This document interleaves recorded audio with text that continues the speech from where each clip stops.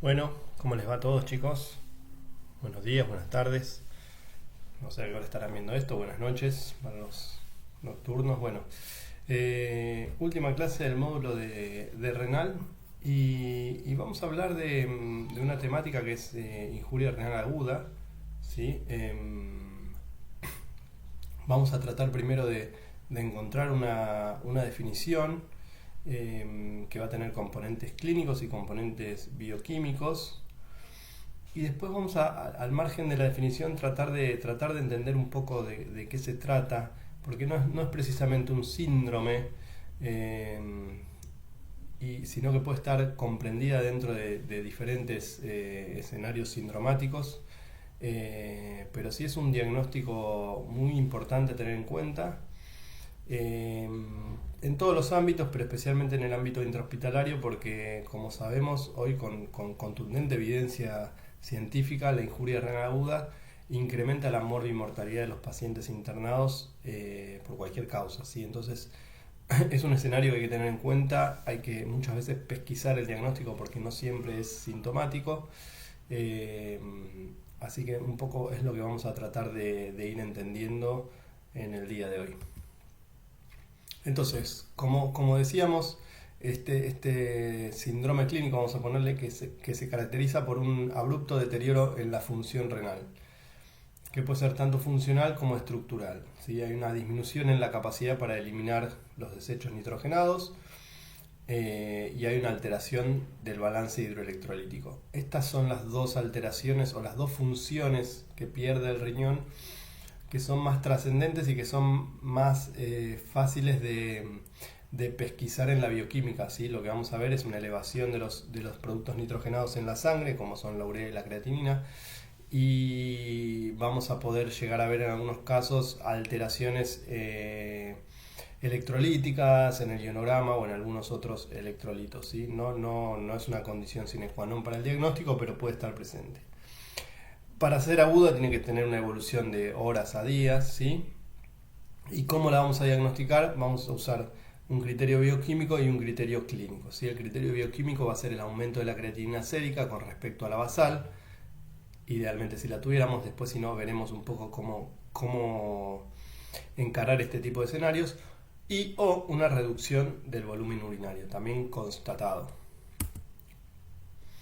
Ahora, ¿por qué yo digo injuria? ¿No? Porque todos estamos más familiarizados con la palabra insuficiencia, ¿no? Siempre hablamos de insuficiencia renal aguda, insuficiencia renal crónica. Hoy esa terminología está en desuso, ha sido modificada, pero bueno, como siempre la terminología a veces empieza en el nicho y hasta que se ayorna el resto de las ramas de la medicina a veces queda un poco desfasado. Así que decimos injuria porque la falla renal o la insuficiencia renal aguda, como se llamaba antes, la modificamos porque eran estadios más avanzados y severos de la lesión renal. Entonces, ¿qué pasa? Si frente a una lesión renal nosotros esperamos diagnosticarla en un escenario de insuficiencia, muchas veces llegamos tarde y lo que vemos es que la injuria nos permite tener una visión más acabada, ¿sí? y poder llegar a un diagnóstico más precoz. Si bien queda mucho camino por recorrer, porque aún cuando se trata de injuria renal aguda, llegamos generalmente tarde porque los métodos diagnósticos que utilizamos llegan tarde. ¿Sí? La medición, por ejemplo, de la creatinina sérica es un elemento tardío para el diagnóstico, es decir, ya el daño está establecido. ¿Sí? Han habido muchas clasificaciones, yo les pongo la última, ¿sí? La última. Y esta clasificación en realidad nos permite clasificar y definir, ¿sí? Primero definimos porque para hacer injuria renal aguda se tiene que cumplir el estadio 1, ¿sí? ¿Qué es el estadio 1? Que tiene que tener un incremento de la creatinina basal de 1,5 a 1,9 veces, ¿sí? O mayor a 0,03 miligramos decilitro de incremento absoluto en la creatinina sérica.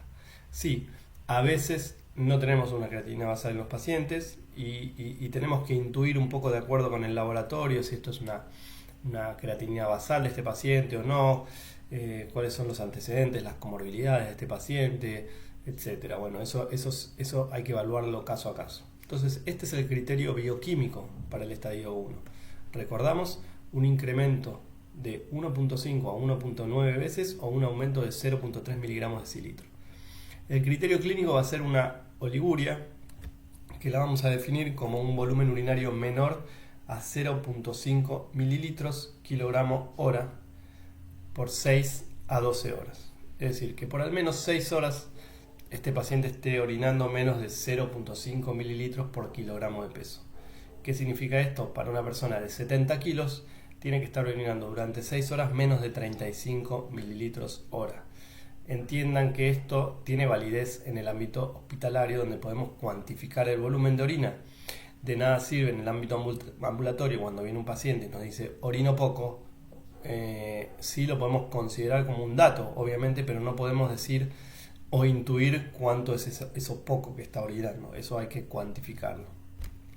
A partir de acá tenemos definida, y si este incremento de la creatinina o esta oliguria se prolongan o se hacen más severas en el tiempo, entonces vamos a ir avanzando por estadios, ¿sí? En el estadio 2, como ven acá, la creatinina aumenta entre 2 y 2,9 veces la basal, y el volumen urinario se mantiene disminuido por al menos 12 horas ya, ¿sí? Y en el estadio 3 puede cumplir diferentes criterios, o una creatinina mayor a 3 veces la basal, o una creatinina sérica directamente mayor a 4, ¿sí? O que necesitemos iniciar algún tipo de reemplazo renal, ¿sí? O bueno, pacientes menores de 18 años con una caída del filtrado menos de 35 mililitros. Y los criterios clínicos son una disminución del volumen urinario a 0,3 mililitros por un día o anúrico por al menos 12 horas, ¿sí? No necesariamente tienen que saberse esto exactamente de memoria, pero sí tienen que comprender que hay una progresión, ¿sí? Hay una estadificación para ver la severidad y sobre todo el primer nivel, lo que nos permite llegar al diagnóstico. Entonces, ¿qué nos aportaban las clasificaciones previas? Bueno, la clasificación previa, que era la del 2004 de Rifle, en realidad fue la primera, incorpora por primera vez el concepto de injuria, ¿sí? El Rifle es por la sigla, ¿no? Riesgo, injuria, falla, pérdida, o la L de loss, y la E de end stage kidney disease o renal disease. Ahí está un poco descrita, es relativamente parecida a la otra en los primeros escenarios, intenta darle más sensibilidad, ¿sí?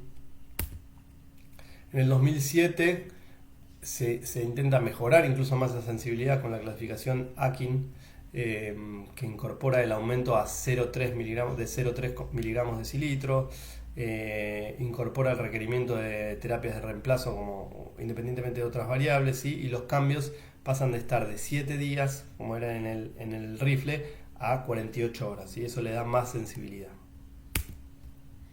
Entonces, para resumir un poco esto, sí es importante entender que el diagnóstico se basa en un aumento de la creatinina sérica de 0,3 miligramos decilitro o 1.5 veces la basal, o puede estar ausente alguno de estos dos criterios, una disminución del volumen urinario a 0,5 mililitros kilo hora mantenido en 6 horas. Bien, y como les decía al principio, si bien podemos entender a la injuria renal aguda como un síndrome, en realidad lo que vamos a ver es que la injuria renal aguda forma parte de diferentes síndromes, ¿sí? Y no tiene unas características propias, porque la injuria renal aguda en realidad es el resultado o la consecuencia de otro evento, ¿sí? De otro evento que está ocurriendo, que puede ser sistémico o puede ser local, ¿sí? Y ahí empiezan a aparecer distintas clasificaciones. Cuando hablamos de epidemiología de injuria renal aguda, es bastante difícil, ¿sí? La incidencia en general es difícil de establecer, es muy variable. Es distinto si estamos hablando, cuando digo AKI es Acute Kidney Injury, es lo mismo que IRA, perdón, quedó en inglés. Entonces la IRA de la comunidad versus la IRA hospitalaria son diferentes, ¿sí? Es distinto las patologías que podemos llegar a encontrar en un hospital local de primer y segundo nivel contra hospitales regionales de alta complejidad. muchas veces los criterios diagnósticos utilizados no son equivalentes, entonces realizar una epidemiología común a la injuria renal aguda es realmente complejo. Por otra parte, hay que entender que la injuria renal aguda termina formando parte de un continuo que es la enfermedad renal y que va a abarcar desde la enfermedad renal aguda, que es cuando la injuria renal aguda se prolonga durante más de un mes, pero por ahora menos de 3 meses, y la enfermedad renal crónica, que es cuando ya el daño está establecido por más de 3 meses, ¿sí? Entonces, no es una patología, como les digo, sino que es una característica o un síndrome que puede ser generado por múltiples y diversos insultos. Acá un poco para que entiendan este continuo del que hablamos, ¿sí? NKD, que es sin enfermedad renal, AKI, que es IRA, AKD, que es Acute Kidney Disease, es enfermedad renal aguda, y luego ya comprende todo la enfermedad renal crónica cuando se prolonga por más de 3 meses. Bien, entonces, ¿qué podemos decir de la epidemiología si bien es complejo? Bueno, a ver, en países desarrollados lo que vamos a ver más frecuentemente es la presentación de injuria renal aguda en el ámbito intrahospitalario, ¿sí? Incluso hay series que han llegado a establecer que un 15% de las admisiones son por injuria renal aguda y que en unidades críticas podemos llegar a tener un diagnóstico de hasta 60%, ¿sí? Mientras que en países en vía de desarrollo lo que es más frecuente es la presentación ambulatoria, ¿sí? Sobre todo en áreas rurales, porque ahí la IRA se asocia a cuadros de intoxicaciones alimentarias, diarreas, contaminación y demás, problemas toxicológicos, etc. Bien, entonces lo que les decía al principio también cobra mucha relevancia, que la injuria renal aguda por sí sola incrementa la mortalidad global y aparte la progresión en enfermedad renal crónica. Es decir, un paciente que tuvo una injuria renal aguda, a pesar de haberla recuperado en su totalidad, tiene mayor riesgo de desarrollar enfermedad renal crónica a futuro que un paciente de las mismas características que no desarrolló injuria renal aguda, ¿sí? Eso es para tener en cuenta. A pesar de que los pacientes vuelvan a tener valores de normalidad, están expuestos a un mayor riesgo de tener a futuro enfermedad renal crónica. Y obviamente otra cosa de esto de la clasificación, cuanto más severa es la injuria renal, más alta es esta probabilidad o esta mortalidad o esta morbilidad o esta progresión a enfermedad renal crónica. Es decir, hay una correlación directa entre la severidad y las consecuencias. Eso se explica perfectamente en esta curva de Kaplan-Meier de supervivencia hospitalaria estratificado por estadios de injuria renal aguda, ¿sí? La primera línea sin injuria renal aguda, la segunda en el estadio 1, la tercera en el estadio 2 y la cuarta en estadio 3, ¿sí? Vemos como cada una tiene menor supervivencia a largo plazo que la anterior. Bueno, si bien hoy en día en el nicho de la nefrología ya esta clasificación está quedando un poco en desuso, me parece todavía muy valiosa en el entorno de grado, ¿sí? Que ustedes están en la carrera de grado, aprenderla, comprenderla y poder así entender un poco cómo evaluar un paciente con injuria renal aguda, ¿sí? Entonces, nosotros habitualmente vamos a hablar de 3 escenarios fisiopatológicos que nos van a permitir interpretar este cuadro y tratar de llegar a un diagnóstico etiológico, ¿sí? Entonces, lo primero que vamos a clasificarlos es si es una injuria renal aguda prerrenal, renal y posrenal. Es decir, hay un correlato anatómico, pero que también tiene una relación con la fisiología y la fisiopatología de lo que esté sucediendo. Todas las causas de injuria renal aguda prerrenal ocurren por alguna adaptación sistémica que genera una caída del filtrado glomerular sin un daño parenquimatoso per se, como consecuencia de mecanismos adaptativos sistémicos, ¿sí? Frente a un evento extrarrenal. Lo más frecuente son la hipovolemia, ¿sí? Que la hipovolemia puede estar dada por episodios de deshidratación severa, hemorragias severas, tercer espacio, quemaduras, ¿sí? Todo eso puede ser un cuadro de hipovolemia. Hay otros escenarios prerrenales no necesariamente relacionados a la hipovolemia o a la hipovolemia efectiva, pero en definitiva lo que termina generando es una caída del flujo plasmático renal con la consecuente caída del filtrado glomerular. Hoy en día la conocemos más como la injuria renal aguda funcional porque en un primer estadio el reponer o el corregir estas fallas o estos mecanismos maladaptativos corrige la injuria renal. Entonces, por eso sabemos que el daño parenquimatoso en general no está establecido. La injuria renal aguda renal comprende todas las causas que alteran directamente estructuras renales, ¿sí? Que pueden ser los glomérulos, los túbulos, el intersticio o los vasos, ¿sí?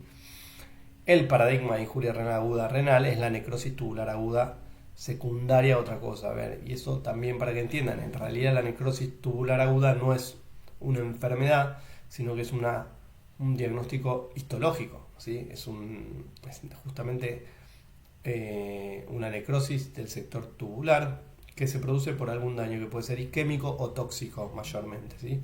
Y eso lo tendremos que ver de acuerdo al escenario clínico en el cual estemos parados. Y por último tenemos las posrenales, ¿sí? Que lo que ocurre es un aumento de la presión intrarrenal por una obstrucción en la vía urinaria, ¿sí? La más típica es en varones mayores de 50-60 años, la hiperplasia prostática benigna que ocluye la uretra y genera el famoso globo vesical crónico, ¿sí?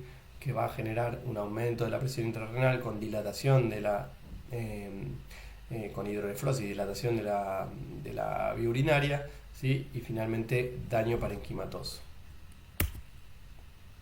Entonces, prerrenal podemos tener lo que dijimos, lo más común, hipovolemia, todas las causas de hipovolemia, hemorragia, depresión de volumen, tercer espacio, ¿sí? Disfunción cardíaca, insuficiencia cardíaca congestiva, infarto agudo de miocardio, embolia pulmonar masiva, ¿no? Todas cosas que generen no hipovolemia, pero sí un bajo volumen plasmático efectivo, ¿sí? Porque la bomba no responde bien, porque hay una embolia pulmonar y demás.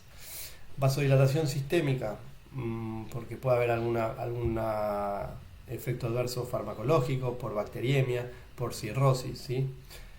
Un aumento de la resistencia vascular periférica, anestesia, cirugía, síndrome hepatorenal, drogas vasoconstrictoras, AINES y demás. Todo esto lo que hace es, sin generar un daño propiamente dicho en el riñón, se manifiesta con condiciones que disminuyen el flujo plasmático renal, ¿sí?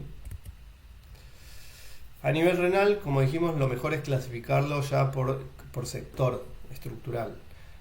Túbulos, ¿sí? Vamos a tener la isquemia renal o la necrosis tubular aguda, que puede ser por isquemia, que puede ser por toxinas. Es decir, eso lo vamos a ver en un ratito, pero la NTA puede ser isquémica o tóxica.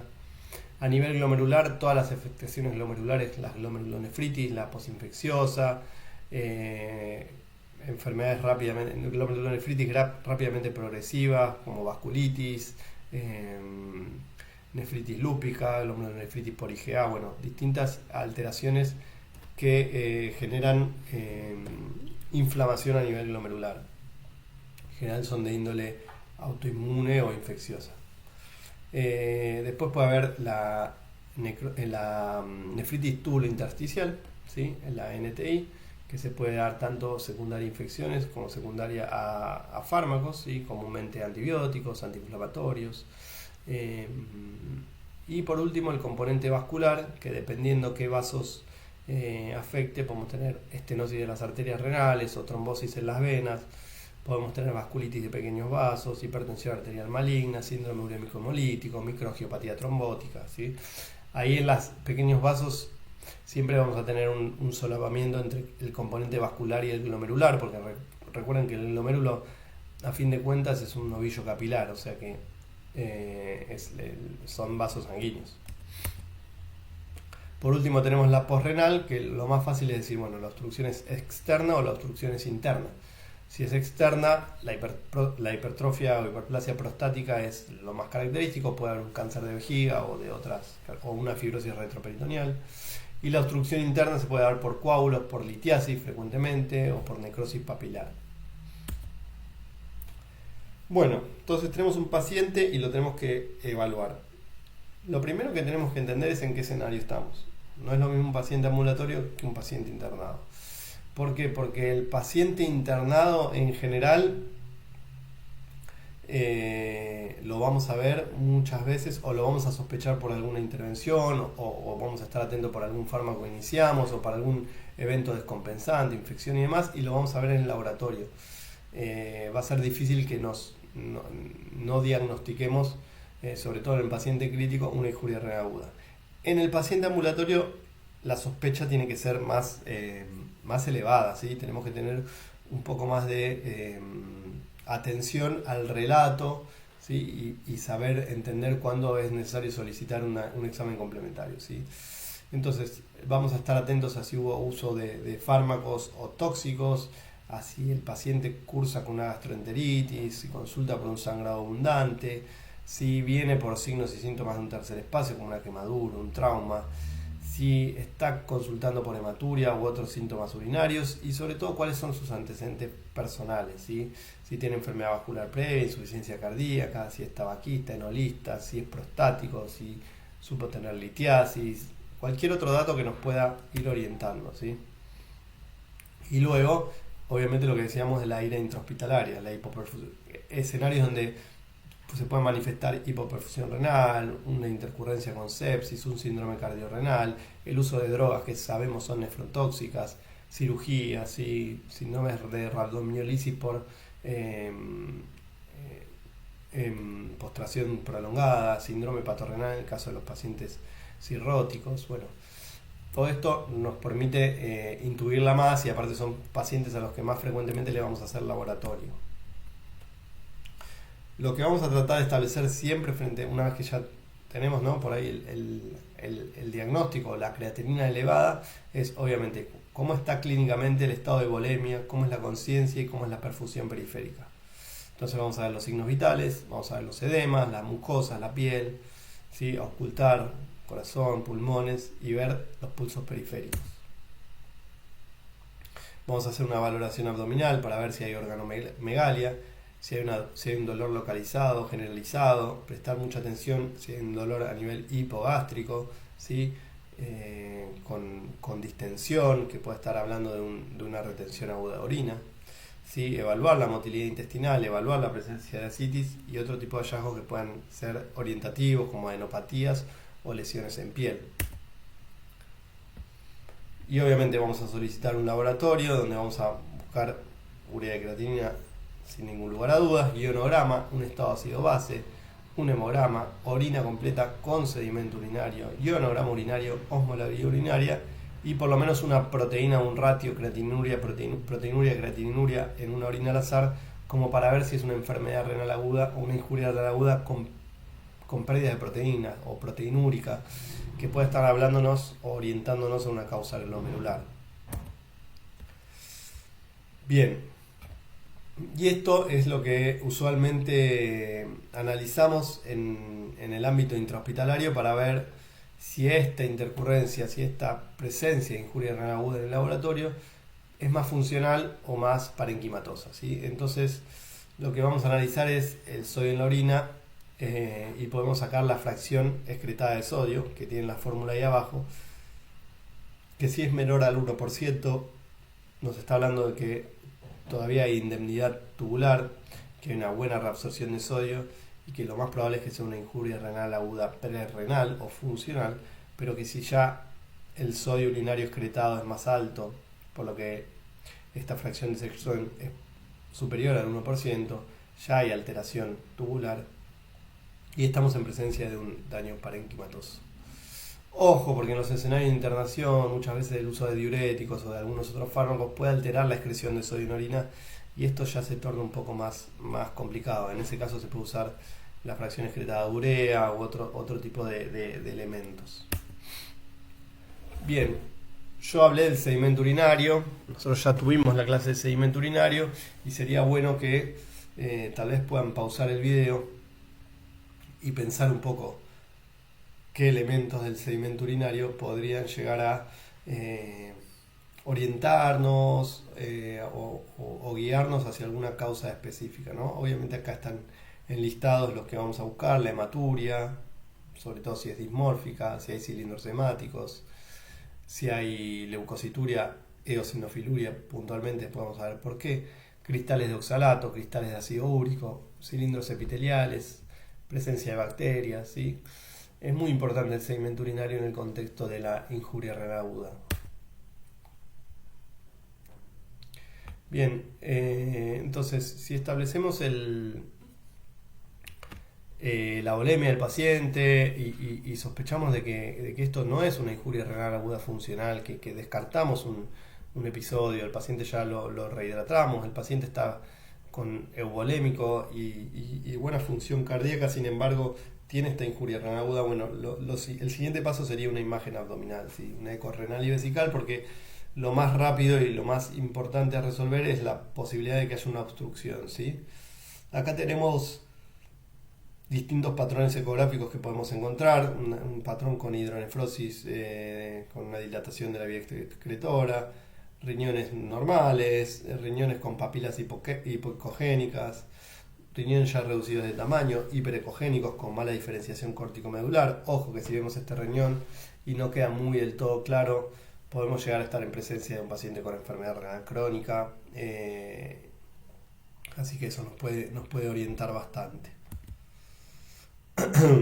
¿Qué otros estudios podríamos necesitar? De nuevo, esta modalidad de clase grabada por ahí a veces nos impide la interacción. Pueden pausar el video y tomarse un segundito para pensar qué más podríamos necesitar en el caso de que el paciente por ahí no parece una prerrenal, le hicimos la ecografía y no está obstruido. ¿Qué se les ocurre? Si quieren pausan, piensan un ratito y seguimos. ¿No? Porque la pregunta sería, ¿se les ocurrió? ¿Hay lugar para una biopsia renal? Digamos, el contexto de una insuficiencia o de una injuria renal aguda habilita o nos permite pensar en una biopsia renal, en buscar tejido renal. ¿En qué situaciones? ¿Qué otros elementos por ahí nos apoyarían esa decisión? Bueno, antes de seguir con esto, si ya pensaron, bueno, uno de esos elementos es el segmento urinario, ¿sí? La presencia de hematuria, especialmente si consideramos una hematuria glomerular, la presencia de proteinuria, que por ejemplo el paciente está internado y un día tiene una creatinina en 1,5, al otro día tiene 2,5, al otro día tiene 2,8, al otro día 3. Bueno, eso se llama una insuficiencia renal rápidamente progresiva, ¿sí? Y en general está causada por patologías glomerulares, ¿sí? Son glomerulonefritis, son patologías inflamatorias muy agresivas para el riñón, donde hay que tomar una decisión rápida, a veces de tratamiento, por lo que es importante ahí también tener acceso a una biopsia renal, ¿sí? Y a veces incluso un escenario donde no tenemos estos elementos, pero por ahí es un paciente joven, sin muchas comorbilidades, y de pronto se presenta con esta injuria renal aguda y no podemos comprender muy bien de qué se trata. A veces tiene lugar la biopsia renal, ya vamos a ir viendo un poco más, pero no es alocado pensarlo. Desde el punto de vista terapéutico, como se podrán imaginar, va a depender mucho de la causa, ¿sí? o del escenario en donde estemos planteando. Obviamente la prerrenal lo que hay que hacer es reponer la perfusión renal, ¿sí? Es decir, si hay que expandir el volumen, hay que expandir el volumen porque el paciente está hipovolémico, será con solución salina. En caso de un paciente que viene por un cuadro de pérdida de volumen extrarrenal, puede ser una diarrea, vómitos, cuadro de ese estilo. Puede ser con transfusión en el caso de una hemorragia. Pero muchas veces es paradójico y necesitamos usar diuréticos, por ejemplo una insuficiencia cardíaca congestiva, donde en realidad no hay hipovolemia, sino que hay una hipervolemia. Lo que hay es una disminución del flujo plasmático renal efectivo. Y para corregir eso lo que tenemos que hacer es descongestionar el sistema venoso, el pulmón, y favorecer el flujo de sangre hacia los riñones, ¿sí? Y eso lo generan los diuréticos de asa o los diuréticos de techo alto. En caso de la injuria renal aguda renal, bueno, obviamente no hay una conducta unificada, tendremos que ver cuál es la causa. Es una infección, el paciente está séptico, habrá que darle antibióticos, habrá que evaluar la discontinuidad de los nefrotóxicos, Habrá que ver qué tipo de soporte postquirúrgico necesita, cómo mantenemos a este paciente eubolémico y si sospecháramos de una de estas enfermedades que hablábamos, inmunológicas, primarias del riñón o sistémicas que necesitan tratamiento inmunosupresor, muchas veces habrá que hacerlo de forma empírica, ¿sí? Iniciar tratamiento inmunosupresor de forma empírica. En la injuria renal aguda postrenal, la conducta es más parecida, es más clara y más parecida a lo que pasaba con la renal, con la prerrenal. La prerrenal hay que reponer el flujo plasmático renal, en la postrenal hay que desobstruir de forma precoz la vía urinaria, ¿sí? Y ahí el método va a depender un poco, si es una talla, una sonda, si hay que hacer una nefrostomía, colocar un catéter, si hay que hacer una cirugía, bueno, obviamente va a depender de la etiología. Bueno, y muchos se preguntarán si esto evoluciona, ¿qué hacemos? El paciente, sabemos que la falla renal tiene tratamiento de soporte, ¿sí? Podemos reemplazar la función del riñón. No enteramente, pero sí lo suficiente para mantener al paciente con vida y en muchos casos de forma crónica. Tenemos pacientes que por distintos motivos tienen enfermedad renal crónica en estadios avanzados, pierden la funcionalidad de sus riñones y necesitan soporte de terapias de reemplazo de largo plazo, de por vida, sea un trasplante, diálisis peritoneal o hemodiálisis. Entonces, en el caso del escenario agudo, ¿cuándo vamos a dializar a un paciente? Bueno, a ver, un edema agudo de pulmón o sobrecarga de volumen que sea refractaria al tratamiento médico, es decir, que ya no responda a los diuréticos. Hipercalemia severa, también refractaria al tratamiento médico. Acidosis metabólicas severas refractarias. O cuadros urémicos graves como una encefalopatía, una pericarditis, ¿sí? Y por último, algo que no necesariamente se traduzca a cómo está el paciente clínico o bioquímicamente, pero si se intoxica con algún tóxico dializable, entonces en ese caso tiene indicación de diálisis. Y a veces incluso sin tener tanto daño renal. Entonces, mensaje un poco para llevarse a casa, para poder resumir y cómo tienen que encarar esta clase, cómo tienen que estudiarla. Primero algunos conceptos que fuimos repasando, que es básicamente esta injuria renal aguda no es una entidad, ¿sí? Y acá de nuevo, es un síndrome, pero puede ser un síndrome o puede ser un evento que lo vamos a encontrar en diferentes síndromes, ¿sí? Es muy abarcativo. Hay un amplio espectro de enfermedades que pueden incluir una injuria renal aguda, ¿sí? Es muy frecuente en el ámbito hospitalario y esto tiene mucha importancia porque hay un incremento notorio en la mortalidad. Usamos la creatinina sérica y el volumen urinario como elementos diagnósticos, ¿sí? Y las fórmulas de filtrado glomerular en situaciones agudas son bastante imprecisas, no hay que usarlas. Si nosotros queremos ajustar un antibiótico con el filtrado glomerular, en general en el escenario agudo no usamos fórmulas, sino que hacemos clearance de creatinina de corto tiempo, ¿sí? En vez de hacerlo de 24 horas lo podemos hacer de 4, de 6 horas o incluso de 2 horas si fuese necesario. Bien, y como siempre me gusta recalcar, la historia clínica nos va a dar muchísima información.